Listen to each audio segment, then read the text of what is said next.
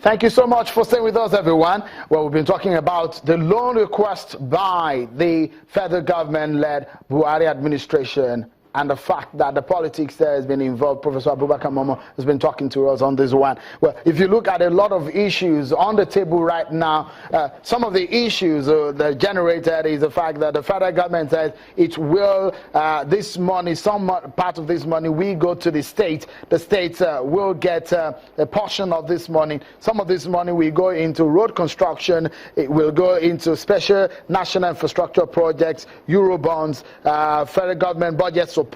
It says that the plan also will be to fund health, education, poverty alleviation. Some of these issues are on the table to be funded by these planned monies. But if you look at it, for a moment, what is applicable and what lesson can we learn in these very, very interesting times that Nigeria is in now?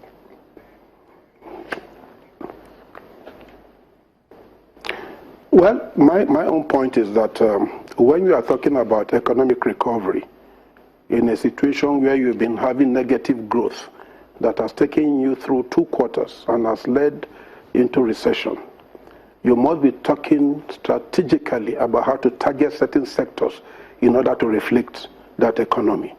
It cannot be an omnibus portmanteau where you put everything as if you are running a national budget. What are those specific sectors, sectorally, that how can you address specific things that can recalibrate and get that economy kicking, as it were? That is the key problem. Let me make a philosophical point here.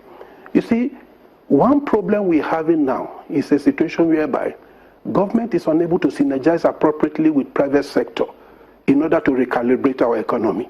Why? Because the private sector is very weak in this country. And we're coming to realize that, we should realize that. Number 2, we need to recognize that there's a need to recognize that even if you have to build infrastructure, you need capacity that will support infrastructure. Even if you have to build big industry, commercial farming and all that, you need cottage industry that will support it in order to also show that economy and to get it to a particular point. But above all, you need to develop your R&D processes. You need to develop your R&D processes. Research, intellectual content to economic development is key.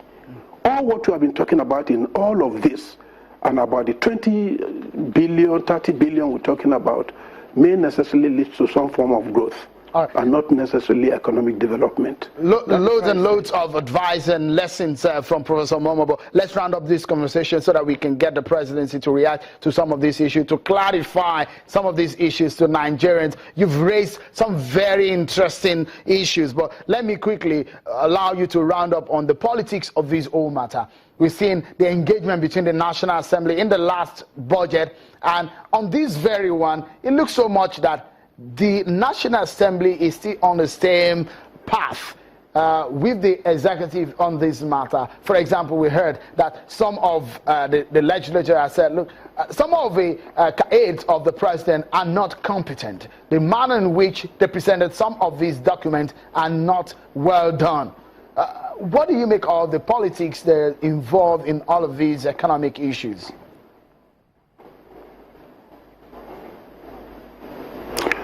Well, I've said it on this program before, that you see, having an economic team does not necessarily mean having a group of people who are in government and say they constitute themselves into a committee. What the president has currently, and with all due respect, is an economic committee headed by the vice president, with the Minister of Finance, CBN governor, and all the other people there. He doesn't have an economic team. An economic team that the president will have is one that have the experts who understand the nitty-gritties, who can go to WTO, who can go to the IFIs and negotiate, have economic knowledge, not technical knowledge, and not mainstream technocracy. And the government is refusing to see the difference between this. And I'm saying there's a fundamental problem there. And some of the shoddy things that you saw that went to the National Assembly, It's also some of what is shoddy that is coming from a very shoddy technocracy that is there in the various ministries and agencies. If you don't have an economic team, America has an economic team, China has an economic team, South Korea has an economic team. Every serious country in the world often always has economic team outside of government framework. Nigeria does not have an economic team. And how can you stand these people when you don't have those people who have the expertise? The federal government will say that they do have an economic team, which comprises of the federal, the Minister of Finance, the Minister of Budget and Planning, the advisor to the President on the economy, and a host of all the CBN governor. Are you saying that the President should rejig his cabinet in this sense? Is Udo Udoma an economist? He just found himself he just found himself there. You see, that you're occupying an economic position does not make you an economic expert. With all due respect, the Vice President is not an economic expert. He's a legal luminary. That is not an economic thing. America will be Paul Krugman, Milton Friedman. They will assemble all the best team that went, Stanford, the group that have the Nobel Prize. They were assembled in the economic team. These are the people who are going to be negotiating at WTO. Is that the team you take to WTO? What are they going to negotiate? What are they going to negotiate at WTO? We don't have an economic thing because we don't have economic experts. Are you saying that the president should rejig his cabinet? Professor Momo, are you saying the president should rejig his cabinet? Well, that's left to Mr. President. I'm telling you that every country in the world, there's no country in the world that does not often have an economic team of experts. This is not necessarily people in government. They are saying that people in government are a substitute for an economic team. Because you have an economic intelligence team headed by Mr. Vice President, then that constitutes economic team. That is not they don't have expertise in monetary philosophy. They don't have expertise in global economy. These are the people you want, so that when they go to WTO and others are saying something and bringing tons and tons of files, they know what to say about how Nigeria will fit into that and speak with dignified and respectable and commanding interest on behalf of your country.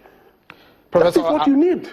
Professor Abubakar Momo, a professor of political science, many thanks for your thoughts on the program. We take a moment, and when we come back, we get the presidency to react to some of these very important issues. Where do we go from here? President Buhari needs to be talking to us, and that we will get on the program. Join us again.